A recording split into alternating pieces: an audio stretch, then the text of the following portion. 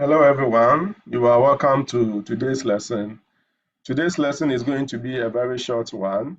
Our task today is to look at the solution to the assignment that was given in lesson 4 of algebraic expressions. Okay, so as you can see on your screen, this was the question, the assignment, and you have the solution here. So I'm going to walk you through the solution and address all your concerns that came from your various submissions. Okay, so please stick and stay with me whilst I walk you through the solution addressing all your concerns, especially the major ones. Okay, so remember, I've told you anytime questions are given, what do you do? Okay, you read question when you want to present your solution. You read a question and then underline any salient parts. Okay, so here, okay, if I read a question, factorize the following. Okay, so I'm asked to factorize completely. So you underline completely. However, you've been told whether the question says factorize completely or just factorize, your factorization must be done completely. By that, none of your factors that you leave as your final answer should still be factorable.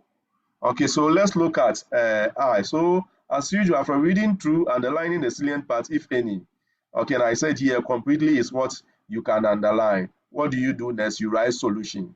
Questions are numbered because we want you to number your solution. However, you need to number precisely.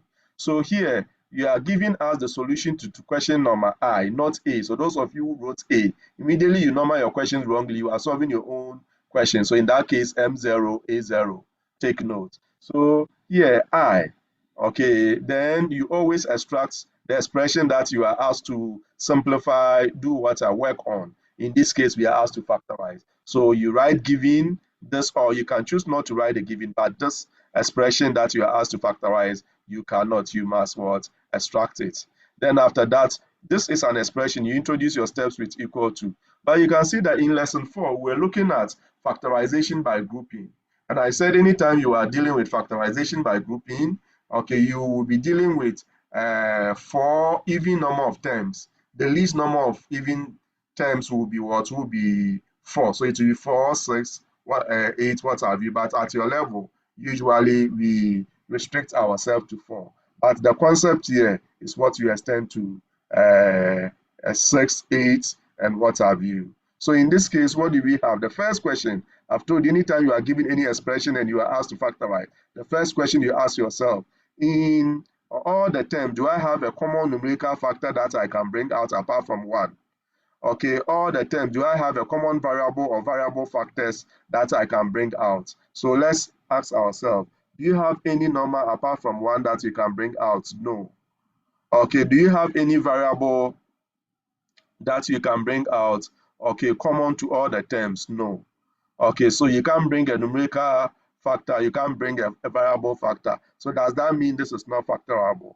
Okay, no, this means that study the question and use your other ways of factorizing special expressions. So here I'm dealing with 4 terms. So factorization by grouping is what must come to mind. I take the first 2 terms and check whether the original expression, if I group them into 2, first 2, last 2, and I factorize, each 2 sum will have a common factor. So I will do that mentally. If I take this, I'm not able to factorize. If I take this, okay, maybe I can factor out -1.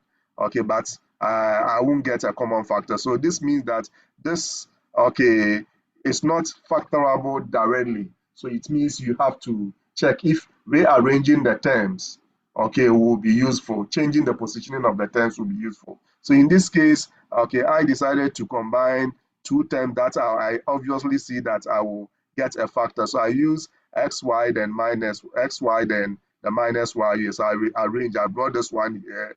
Then this one too will be, somebody can write -5 plus 5x. But remember the advice, any 2 terms that you take, okay, when you are rearranging, repositioning, okay, always write a positive term first. So between these two terms, xy and minus y, xy is a positive, so I'll start with that one.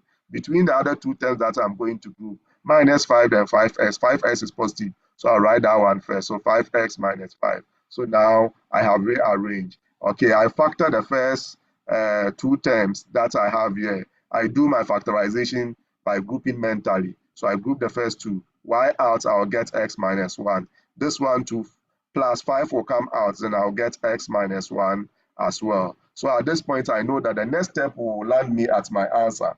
Okay, so I've gone to where I have an expression, two-term expression with a common binomial factor. So I know that if I factor out this, I'll be left with y plus 5. So okay, I can come and draw my conclusion. Therefore, the expression here is equal to not your expression that you arrange, the expression that you are asked to factorize, okay, is equal to the factorized form, which is this. Someone can also write y plus 5 into s minus 1. Remember, okay, multiplication is commutative. Okay, so if you wrote that, you are right. Okay, thumbs up. Now, let's come to II.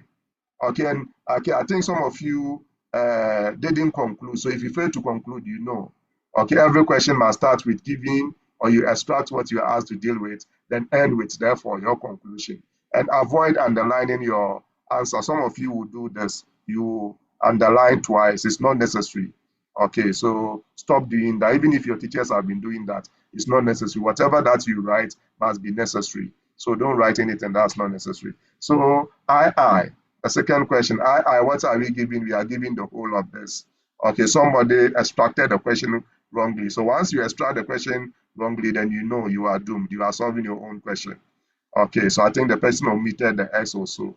Okay, or whatever. I mean, it was extracted wrongly. So please take note. So at this point, this is what we are giving. The same question, this expression. Okay, I ask myself in any factorization, any expression that I'm asked to factorize, the first question, do I have a common number that I can bring out, a common variable or variables that I can bring out? So I ask myself, okay, 10, then the terms here, the coefficient 10, negative 10 to negative 2. Okay, obviously I can bring, okay, a factor 2 out. And because the leading term is positive, if you are factorizing, you always factor positive. Okay, so that gives me 2 out. I can bring 2 out. Okay, let me look at my variables. Okay, I can see x in all of them. So I bring x out. But the x that I'm supposed to bring out, okay, I bring out the x with the least power. So the power here of this term is 2. Power here is 1. Power here is 2. Power is 1. So least power of the x in all the terms will be 1. So, and again, I come to y. I can see y in all the terms there. So y is common too. So I can equally bring y out, just as I brought x out. So, okay, y2, the least power, 1, 1, 2, 2. So the least power will be what? Will be 1. So you bring only y out. So in effect, you brought out, okay, 2xy. Okay, once you bring out your common numerical factor, variable factor, or factors, now you introduce your bracket. So how do you get? You know, you have 4 terms here. So you are supposed to get your 4 terms in your second factor inside the bracket. How do you get each of the terms, okay, in the bracket, the 4 terms? Take this one, divide by this. So if you take this one and divide by what you took out, you'll be left with 5x. Take this one and divide by what you took out, you'll be left with 5. Take this one and divide by what you took out, you'll be left with xy. Take this one and divide by what you took out, you'll be left with what? Y. So take note. So at this point, okay, you have factored out your 2xy and you are left with this. Okay, now in the bracket here, obviously you can see that you have a 4-term factor. And anytime you have a 4-term factor, okay, it's factorization by grouping that should come to mind. So let me see. If I group the first 2 here and the last 2, okay, each 2 sum will give me, and factorize, if 2 sum will give me a common factor. So if I take this, I factor, I will get 5 out, s minus 1. This one too, I will get y out, s minus 1. So it will work. I don't have to rearrange.